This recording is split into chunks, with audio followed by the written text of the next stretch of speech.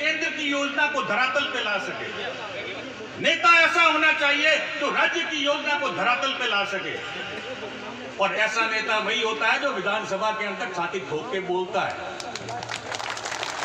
क्या आप ऐसा विधायक चुनना चाहते हो जो आपकी समस्याओं का समाधान विधानसभा के पटल पर रखे, या ऐसा विधायक जो खंबे के पीछे बैठा रहे और उसका पति कार पार्किंग में ड्राइवरों के साथ बैठा रहे? आपकी आवाज विधानसभा में तब पहुंचेगी जब आपका विधायक विधानसभा में बोलेगा। आप तुलना करिए, दोनों उम्मीदवारों के बीच में तुलना करिए। मैं वसुंधरा जी का विशेष अधिकारी रहा हूं।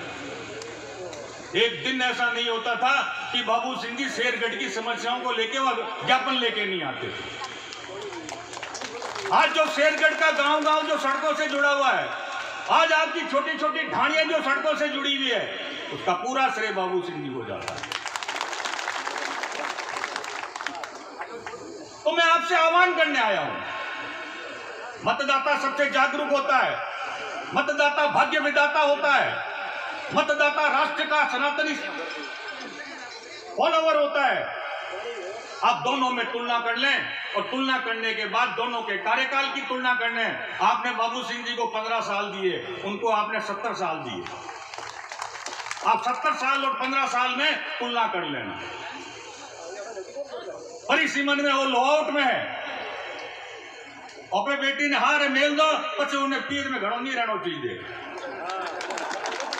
इन हार लो आउट में अटे कहीं होंगे, तो इन भाई ने बिता दो और कहे भाई तू हमें जो लो आउट जा। और लोकतंत्र में लो आउट मिलने एक ही तरीको हो आपने ठाए। इन वास्ते अगली 25 तारीख ने आपने प्रतिनिधि चुनना है। आपने एमएलए, वो कहीं आजकल लिखे सरपंच पति ने प्रतिनिधि, एड़ा प्रतिनिधि नहीं चुनना है, एमएलए पति नहीं चुनना, आपने एमएलए चुनना है। और एमएलए चुन वास्ते आपने खुदरो वोट तो देना ही देना है। आपने परिवार रो, रिश्तेदार रो, हर व्यक्ति रो वोट पेटी में पड़े। और मैं राजनीतिक पंडित हूँ, भगवत सिंह जी प्रधान साहब लाडले 12 महीनों मंदिर रोज फोन करें। मैं 12 महीना पहले भी आके और टिकट बाबू सिंह जी रो पक्को है, और मैं परसों भी आई कि और टिकट बाबू सिंह जी रो पक्को है। एक आज आयो को ने मैं डोंडनी में टिकट है काले भूल जाए। और मैं पहला व्यक्ति हूं जिसने बाबू सिंह जी को फोन करके बधाई दी, मैं टिकट आपका 2 मिनट में आने वाला। मैं आज 2 घोषणाएं करके जा रहा हूं, आप मेरी बातों को ध्यान से सुनना।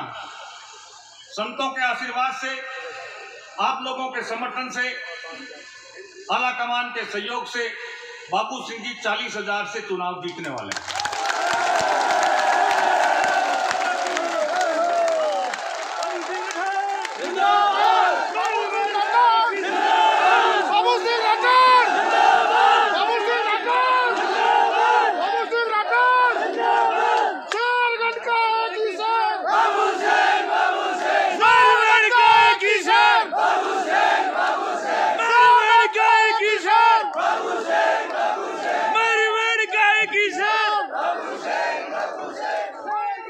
और दूसरी घोषणा ये कर रहा हूं,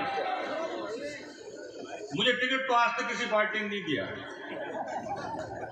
और जब मैं विश्वविद्यालय में पढ़ता था तो जो तो विश्वविद्यालय में चुनाव नहीं हुए 1979 से 1990 तक। तो मेरे वो बायोडेटा में चुनाव बड़ा क्रॉस लगा हुआ है, मगर चुनाव खूब लड़वाए हैं। 3 मुख्यमंत्रियों के साथ काम किया है। दूसरी भविष्यवाणी ये करके जा रहा हूं कि बाबू सिंह जी अगली सरकार में कैबिनेट मंत्री बनेंगे।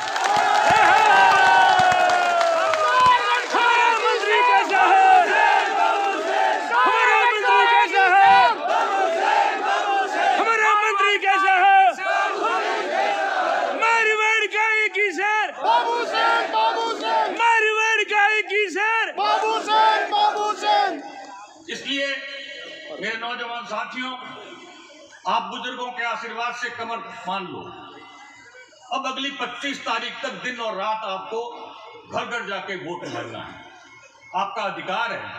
कोई रूठा है तो उसको मनाना भी पड़ेगा, कोई विरोधी पक्ष में है तो अगले 15 दिन में उसको आपको तुलनात्मक वर्णन करके उसको अपने पाले में भी लेना होगा, अहंकार को घर रखना होगा।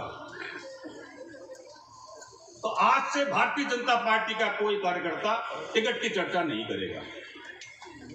टिकट फाइनल हो चुका है, प्रत्याशी सामने है, किसको मिला किसको नहीं मिला इस रामायण में अब आपको गांव में जाके चर्चा करने की आवश्यकता नहीं।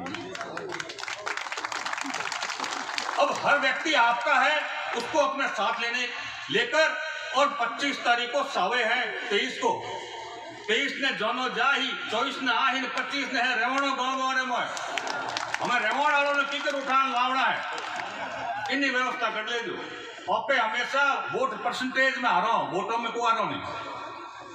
आप पूरी व्यवस्था कर और कमर कस लो, अगलो 5 साल आप रो है। अब मैं आपने वादो करूं, आप मैंने बोलने मौको दियो, इन वास्ते बहुत बहुत धन्यवाद। ने बारंबार वंदन और नमन करते हुए श्रंतवन ओपरा प्रदेश में पधारियोड़ा प्रदेश महामंत्री जी आदरणीय महेंद्र जी कुमार साहब, जिला अध्यक्ष मनोहर जी पालीवाल उत्तर देहात, पांचों मंडल अध्यक्ष सरपंच साहिबा, सम्मानित सभी जनप्रतिनिधिगण। ऐसे समय में देश का नेतृत्व एक ऐसे हाथों में है जब उनके चरण किसी भी राष्ट्र की हवाई पट्टी पर पड़ते हैं तो अगले राष्ट्र का राष्ट्राध्यक्ष सामने नतमस्तक होकर खड़ा रहेगा। इस देश की मजबूत नींव को और आगे बढ़ाने के लिए भारतीय जनता पार्टी ने जो एक एजेंडा विश्व के सामने रखा है, वसुधैव कुटुंबकम, और अभी हाल ही में दिल्ली में जो G20 सम्मेलन हुआ, आप लोगों ने टेलीविजन पे देखा होगा, बड़े बड़े राष्ट्राध्यक्ष वसुधैव कुटुंबकम के नारे के नीचे एक हो गए। और जब प्रधानमंत्री मोदी ने उन्हें रिसीव किया तो आपने देखा होगा हमारा समय का काल चक्र, जो अशोक चक्र है, वो उनके फोटो के पीछे था।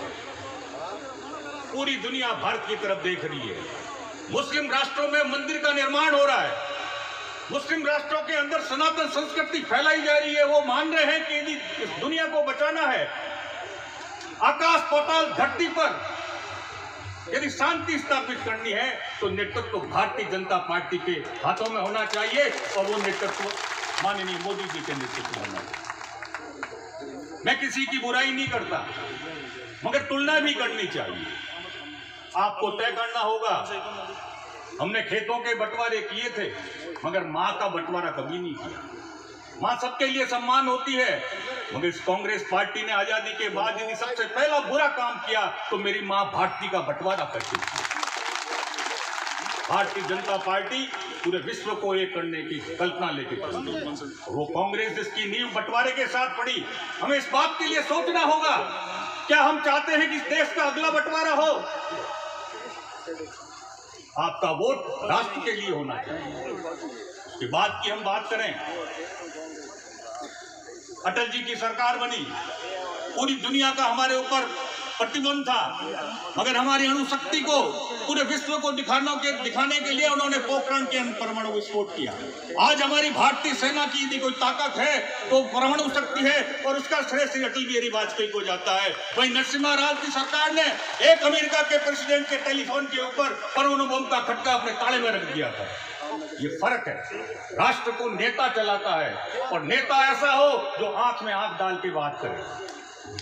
आज भारत का नेतृत्व ऐसे व्यक्ति के हाथ में है जो आंख में आंख डाल के बात करे। इसलिए मैं आपको सबसे पहले इस बात के लिए आग्रह करना चाहता हूं कि इस राष्ट्र के निर्माण के लिए हमें भारतीय जनता पार्टी के प्रत्याशी को जिताकर आगे भेजना जरूरी है।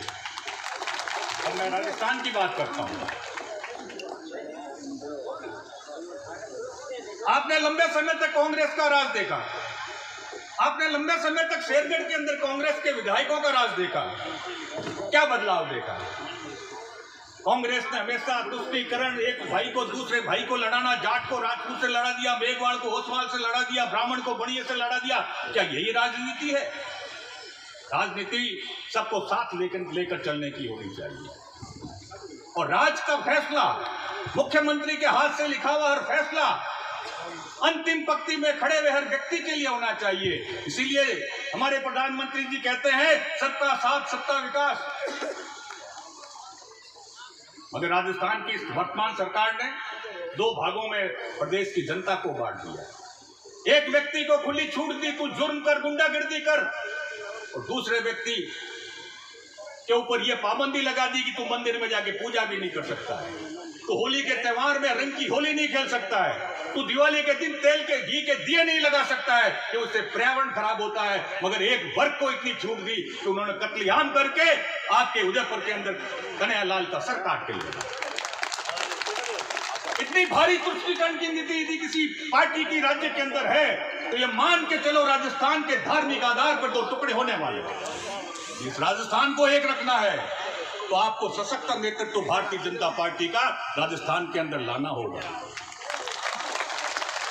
हमारी जितनी भी पूर्व में भाजपा की सरकारें रही है, चाहे वो भैरव सिंह की शेखावत की हो, चाहे वो वसुंधरा जी की हो, हमने हमेशा विकास के नाम पर जनता से वोट मांगे और हमने विकास में कभी वो भेदभाव नहीं किया, न धार्मिक आधार पर किया, न जाति के आधार पर किया, न व्यक्ति के आधार पर किया। मगर आज राजस्थान के अंदर तीन लोगों के खुलेआम सड़कों के ऊपर हत्याएं हो गई, मुकदमा दर्ज नहीं हुआ। आपके जोधपुर के अंदर थोड़े समय पहले एक दंगा हुआ, जिस व्यक्ति ने पुलिस को शिकायत की उसी व्यक्ति के खिलाफ एफआईआर दर्ज के अंदर उसको अंदर डाल दिया गया। और उसके थोड़े समय बाद जिन लोगों ने सोनार परिवारों की दुकानें लूटी थी वो मुख्यमंत्री के आवास पर रोजा इफ्तार पार्टी में शरीक थे। क्या आप ऐसे दल को वोट देना चाहोगे? सवाल विधायक का नहीं है, सवाल राजस्थान का है, सवाल हिंदुस्तान का है, सवाल इस धरती के अस्तित्व का है, सवाल सनातन धर्म का है। इसलिए आपको भारतीय जनता पार्टी को चुनना होगा। राजस्थान में जब तक भारतीय जनता पार्टी का मुख्यमंत्री नहीं बनेगा तब तक आप मान के चलो कि राजस्थान के अंदर जो छोटे छोटे पाकिस्तान बन चुके हैं उनको जड़ मूल समूत खत्म करना हमारे लिए बहुत जरूरी है। आप बाबू सिंह जी को जिताओगे, पटाखे यहां छूटेंगे, उसकी खुशियां हम मनाएंगे। मगर यदि कांग्रेस का प्रत्याशी जीता तो पटाखे पाकिस्तान में छूटेंगे, वहां खुशियां मनाई जाएगी। खुशी बांटना चाहते हो और खुशी अपनों के बीच में मनाना चाहते हो तो भारतीय जनता पार्टी के प्रत्याशी को जिताना होगा। अब मैं स्थानीय राजनीति की बात कर रहा हूं। 1952 से लेकर कल तक जिस परिवार का शेरगढ़ के अंदर शासन रहा,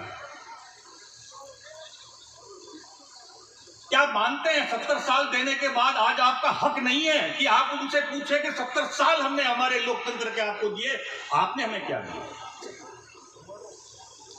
इन 70 सालों में शेरगढ़ की पहली कॉलेज यदि खुली तो बाबू सिंह जी के एमएलएशिप में खुली, क्योंकि उनका मानना था कि यदि शेरगढ़ का नौजवान पढ़ लिया तो वो जयपुर पहुंच जाएगा और जयपुर पहुंचा तो मेरा टिकट कटवा देगा।